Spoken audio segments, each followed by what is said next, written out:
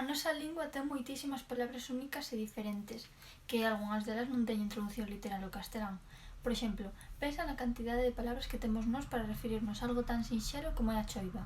Claro, isto é porque nós en Galicia estamos íntimamente relacionados ca choiva, estamos cansos de vela, non?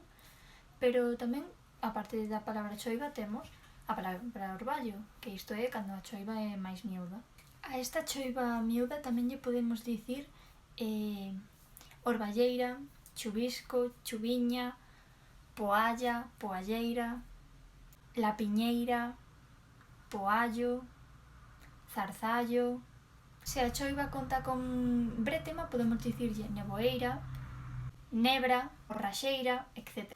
Deixando atrás as palabras relacionadas co tempo meteorolóxico, tamén temos palabras como son lousado, é dicir, a cuberta feita de louxa, non?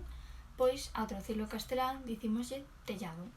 Pero o tellado está feito de tella, non de louxa, polo cal nós somos os únicos que temos unha única palabra para referirnos a esta cuberta feita únicamente de louxa, que é dicir, a pizarra en castelán. Temos unha lingua enriquecedora e chea de palabras únicas que non teñen traducción literal. Digo eu.